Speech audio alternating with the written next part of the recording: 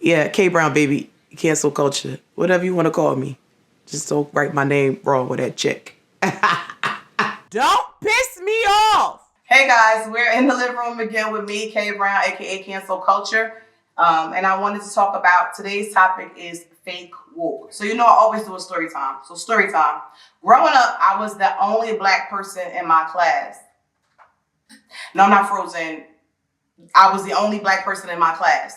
Sometimes it'd be one black girl, one black boy, or you'd be the only black girl, or it'd be two black. But a lot of times you were the only black in your class. That is not a flex. I promise you, it's not a flex.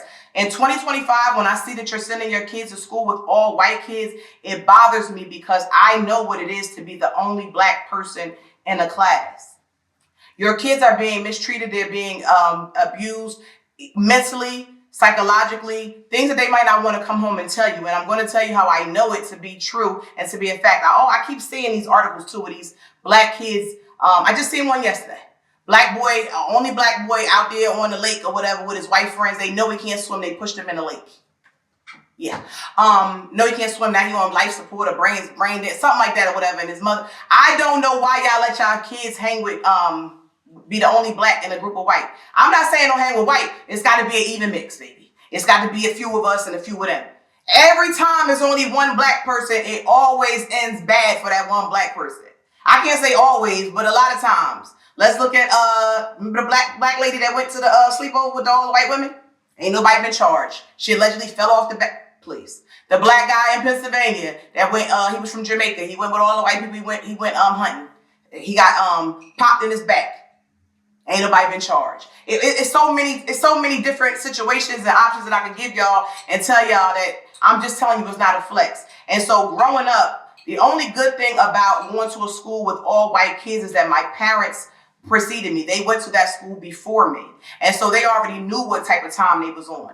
Now, in your mind, you're like, why they didn't take you out? We wasn't moving. We had been in this town since 1920. My family had been there since the 20s. Like, my great-grandmother graduated from the high schools there. So it was like, no, I'm just going to stay here. But when I say it's not a flex, and it's like, it was, like unconscious bias, you know what I mean? Like, something missing, everybody want to look at me. I don't even steal. You know what I'm saying? I don't gotta steal. I might, but I ain't gonna steal. You know what I'm saying? That part. So I'm like, you just, anything happen in the news, some with black people, everybody will look at you, ask you how you feel. I don't know. I don't speak for all black people, right? So in school, the only history lesson we ever learned about, we only learned about Martin Luther King. Luckily, my father was on Malcolm X time. Now, was my father, we would learn about it. He would say, I know how they are over there. I know how they are in that school. So I could kind of get away. Now listen, I'm going to drop a little secret. Sometimes I would really be really bad, but then blame it on them. Because I knew my father was going to be on something. I know how they is. So I'm like, Daddy, you know they lying on me. I would never do that. Rest in peace, Daddy. R.I.P. to my father. But I would really, really be on some, like, lying to my dad. Like, sometimes I wouldn't. But if I really, really was like, damn, I don't want to get in trouble, I would just be like, no, Dad, you know how they are. I would soup him up. I put a battery in his back. I know how they are. I know how they are. Because like, do I gotta come over there? Please don't come over here. Don't come over here. You don't want my mother and father to come. Okay, that's a whole nother time. Okay, so I still have to say that in 2025, I just don't know why y'all doing it. You're doing your kids a disservice or whatever. We need to see people that look like us. We have to have kids people that look up to that look like us or whatever. And then when you know it's two black parents in the household and then they decide to marry outside of their race and you confused or whatever. But black people are the most welcoming. We just welcome everybody. Like, y'all see somebody white that can dance. Oh, they can come to the cookout. Everybody can't come to the cookout. Everybody can't come to the cookout. Just because they can dance. Are they woke? Consciously. So let's get into why I want to talk about this. Kendrick Lamar. Shout out to K-Dot. Okay? So it was like whole debates on social media between people that you really called your friends, right? Like about K-Dot's performance at the Super Bowl. And how either some people thought it was whack or some people thought it was dope. But this is the issue. Coon's gonna coon every time. If you not, so one thing about me, I was not always woke, right? I did not believe that there was hate in this world. I had rose-colored glasses. I did not thought the world, we didn't see color, all of that. I didn't know about color until George Floyd. Okay? And when these people that I went to school with, white kids that I went to school with that I thought was my friends, and they could not say Black Lives Matter, but they could say Blue Lives Matter? Oh, okay, you don't like black people. You like me and I just happen to be black. Don't let that go over your head. I'm gonna say it again. You don't like black people, you like me and I just happen to be black. It's a difference. So if you can't say, I couldn't understand that Black Lives Matter from all lives always mattered.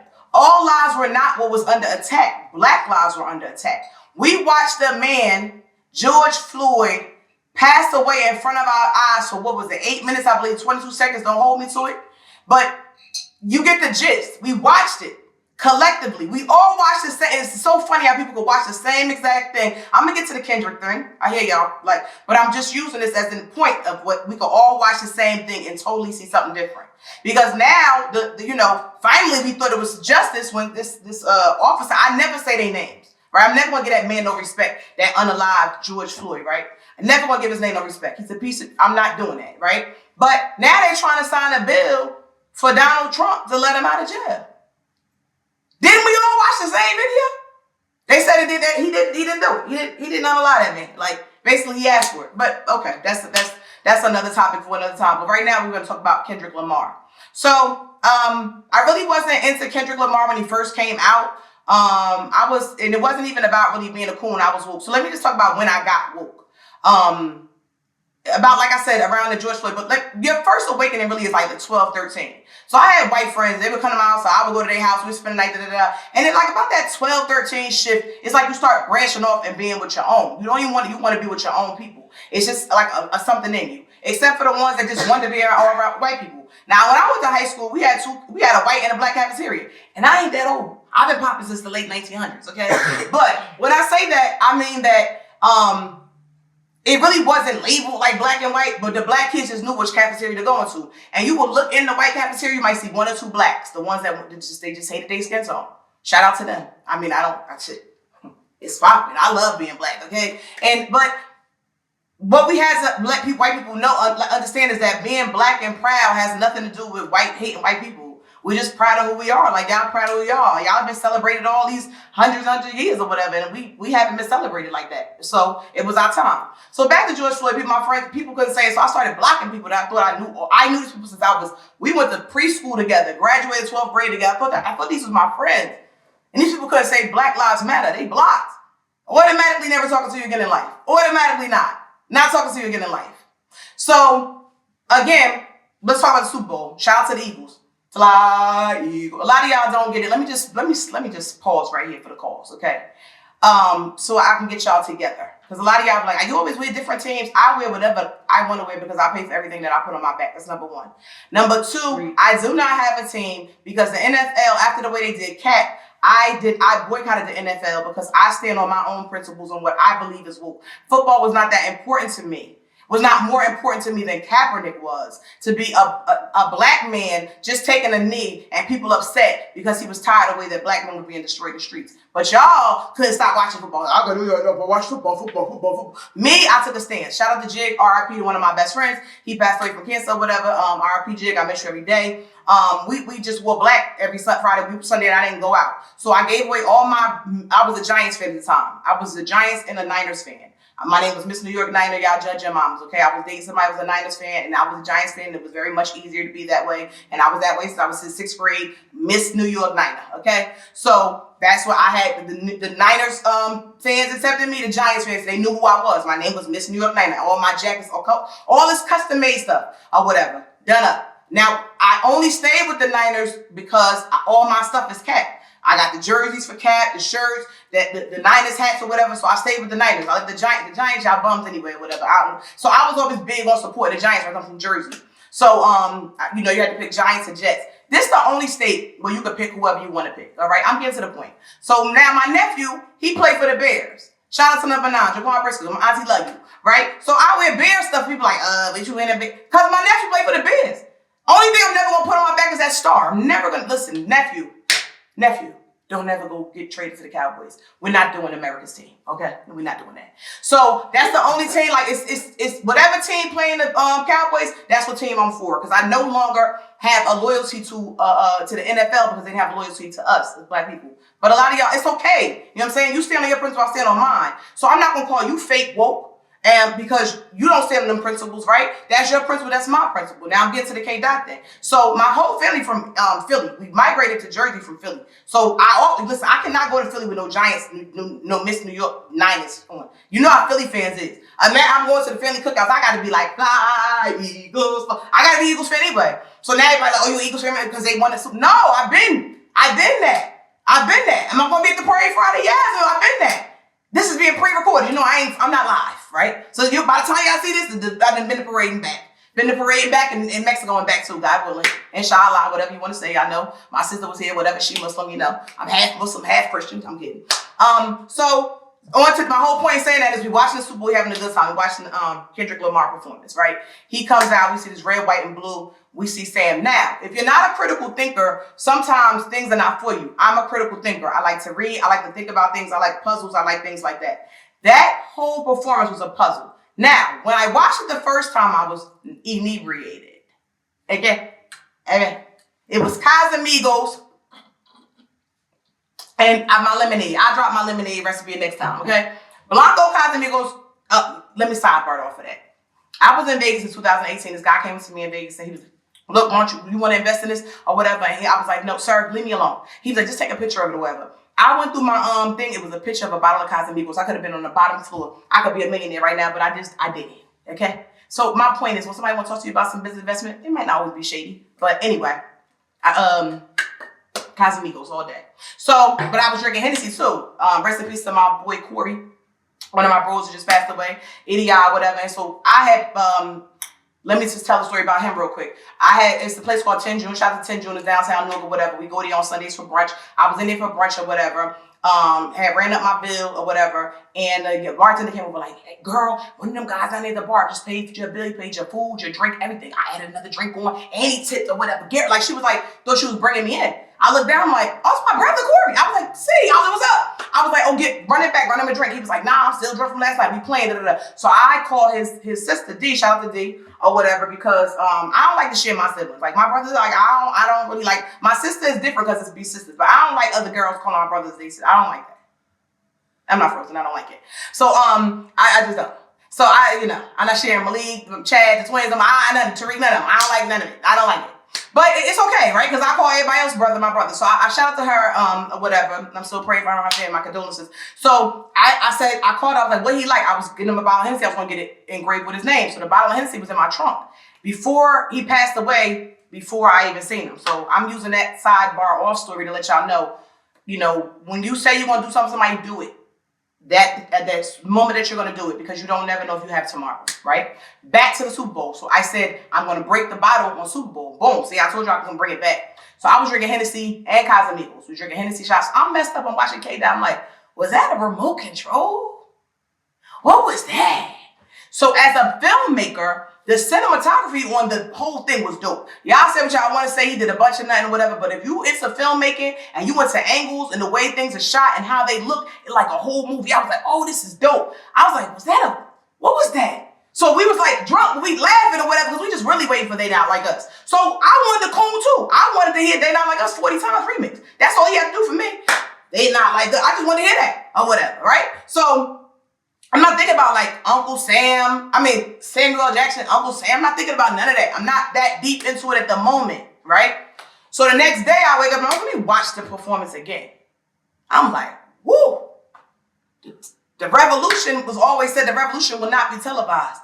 The revolution was televised. It was televised and so many of y'all missed it, saying it was corny and basically talking about the principle we talk about how black people can't support each other for nothing. Now, you can have your opinions, but when other people are watching, social media is watching, why do you want to say we're going to stick together or we not? white people was already like, They was doing little pictures of crackers, saltine crackers. I'm not calling them. I'm saying this is what that means. Like Super Bowl was corny, because it was consciously woke or whatever. He didn't sing. Number one, if you did your research, he couldn't sing some of the favorite songs that you like because he was under another deal when he made them albums, and they wouldn't release the music. He would have to pay them all his money. So that's why he sang most of the Gen X project, which was dope or whatever. The whole, I was like, dang, I was like, they playing tic-tac-toe? But then I kept saying triangle. I didn't know what that was. I'm like, hold on. I'm trying to think about it. I'm like, oh my God, Squid Games. I'm thinking about Squid Games. I'm not a gamer. To me, that should have been a gamer's dream because I know I seen a remote control. I was like, am I drunk? Or did a remote control just flash in the audience? Like, what was that?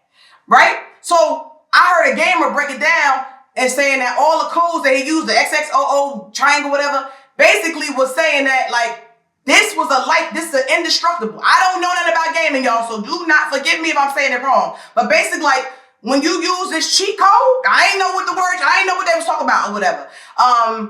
This cheat code meant that he was indestructible. And then, we talk about getting in between beefs or whatever. Like, it's not like I'm never going to play Drake music again. I mean, I don't mean to revisit this because everybody knows that Nas is my husband and Jay-Z is my best friend in my head. And when Nas made Ether, baby, oh Lord, I'm getting hot just thinking about it. I'm sorry, Jay. As my best friend, I shouldn't really be listening to it, but it is on my playlist for the gym. It's so like okay. But y'all know how it was. If you was around back then or whatever, you know how Ether hit, and you know how Jay-Z just was like, he just let it go.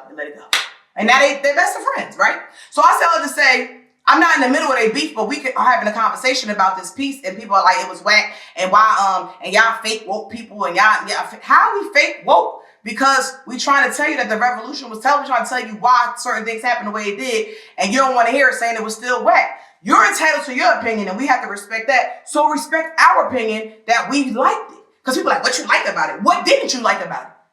Like, I like the fact that the American flag and the way their bodies was built, and that it was split and it was a divide. It's a divide in our country right now. I like that. I like when somebody even said it was Squid Games, because Squid Games is about rich people that get money, making all this money, right? That make money, and they play this game amongst poor people and have poor people kill each other, off each other.